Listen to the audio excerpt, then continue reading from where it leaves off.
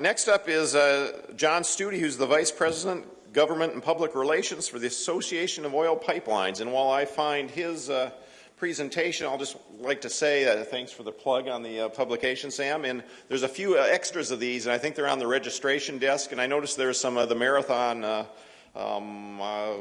guides sitting out there too. We don't want to take any of this stuff home with us on an airplane, so please take whatever you want if there's stuff sitting out there, other than my computer.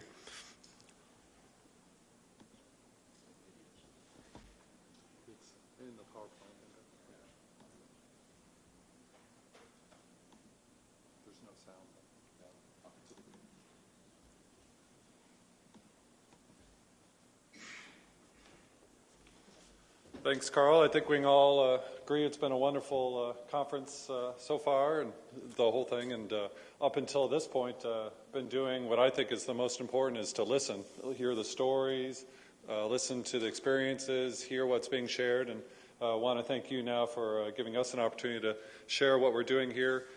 John Stoody again with AOPL, and then with our colleagues together, API, we have the liquid pipelines, crude oil, refined products, diesel, gasoline, and natural gas liquids. And I want to talk to you today about our emergency response team that we've formed and is very active. Thank you, Sam, for mentioning all the hard work we're up to. I'm going to talk today about how we're partnering with first responders and the reason we're here, protecting communities and the environment. So, talked a little bit about pipelines, just to remind ourselves what we do, the role we play. Pipelines, of course, send us fuel, energy to heat our homes. With winter coming now, fuel oil, ultra-low sulfur diesel in the Northeast is coming, propane in the Midwest and throughout the South. Travel, jet fuel, of course, comes by pipeline, and driving our own cars. We're commuters, we're workers, we lead our daily lives. Of course, pipelines also supply energy for American workers.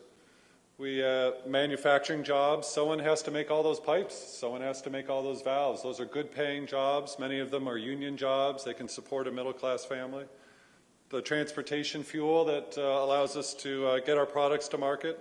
And then the raw materials, propane, ethane, many of the building blocks of our life get their start as ethane and get turned into everyday products. So we have this role in the community, in consumers' lives, in workers' lives, but we also know that we have a responsibility as our role in the community, and there are things that we need to do. We need to be prepared for emergencies. We need to be able to respond to incidents. We need to promote awareness of pipelines, and we need to help first responders in this partnership. So in 2012, after some incidents and some recommendations to get better organized, to do better, to do more on emergency response, we formed the emergency response team. This was done at the executive level. They realized, the leaders of these companies realized as an industry, we needed to do more, to come together, get organized, and produce. We called it the Emergency Response Team, and our core mission is very basic: improve operator and first responder pipeline emergency capabilities. Talked about listening. That's one of the prime goals of this group, to listen to first responders, to hear what they need, what they want, what we can do to help them do a better job, how we can do a better job with them. We formed an Emergency Response Advisory Board. These are the leaders of pipeline companies, of government agencies. Tim Butters, the acting head of PHMSA, with his emergency response background, has been to all of the gatherings of this group. It meets twice a year, and now obviously it's exciting. He's leading PHMSA and has this role. We have leaders from the chiefs of police, the fire folks, the NENA, the 911 folks, all coming together, and we ask them, we bounce things off. How can we do a better job? What are the ways that would help us deliver services better to you? And then we have an annual Pipeline Emergency Response Forum. Last year was the first year. The advisory board, maybe the leaders of these groups, we wanted to talk to the folks on the ground, the local chiefs, and we get in, we spend a whole day, we share. Last year we talked about Mayflower. We talked, obviously that was an incident. What went wrong? What did we do well? What can we learn from this? And that was a theme. What are the lessons we can learn and spread around between operators and first responders having this conversation together?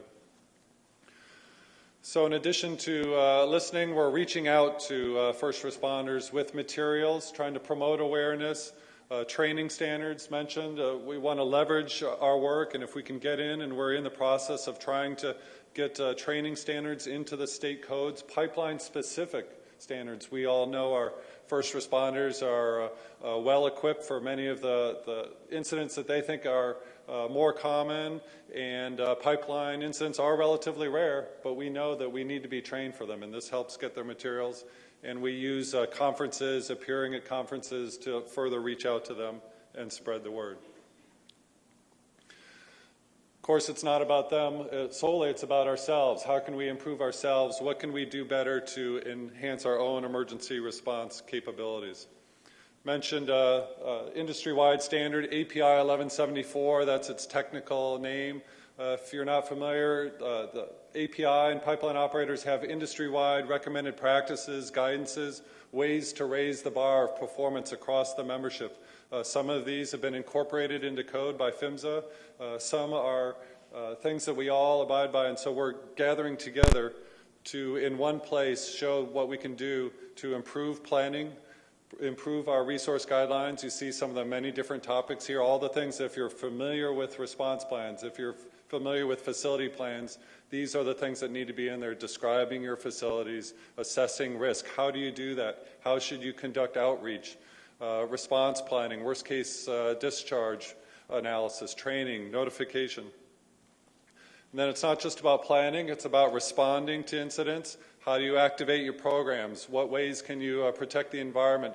Community safety, you need to keep that in mind. How do you monitor and measure so that the community is protected? How do you communicate? Let people know what's going on. Provide them the information that they need and demand and want to have. And then, of course, how can you evaluate and improve your efforts? One thing we heard from first responders is they need help doing this mission. It's something that they want to do, but you can imagine many first responders, many local governments, they're of modest means. Maybe they're in rural areas. They don't have the budgets to send people to training, or maybe they don't have any budget for this. They're volunteer folks, and so during the day, they're at their day jobs, and you can't have training during the week. But if you do it on the weekend, then maybe the folks during the work full-time, that's not convenient for their schedules. So we really saw that this was an impasse, the resources both in time and money for local folks. So we took that to heart and established a free online training course for first responders specific to pipelines. They just go in, they log in, they can sign up. It's totally free of charge, and because it's online, they can do it in the evening, they can do it on the weekend, they can do it during the day in a shift. It's very flexible. We developed this, as you see, in partnership with the National Association of State Fire Marshals, and it goes through pipeline-specific emergencies. What to do, operations, awareness, all the things that you can imagine. And it tries to be interactive, to be engaging with them, try and pull them in, make them want to participate. It's been up for now 2 months or 3 months. It started in August, and it's going well. We've kind of been in this testing phase to introduce it, and so far we've had 1,600 folks sign up for training. These are all first responders. Over 600 have completed the courses so far by states, while 47 of the 50 states are participating, local first responders. The highest participation is Ohio, Pennsylvania, Minnesota, Illinois. And you see, as you might imagine, fire responders, over 1,000 are the most, followed by law enforcement, emergency management folks, EMS. And we'll have this as one of our main tasks in 2015, doing aggressive communication to spread the word and boost this 10 times would be great, to get the word out and have people know that this resource is available. So we talked about how we can do better listening, reaching out, improving, assisting. These are all things we're trying to do as part of the emergency response team. Thank you.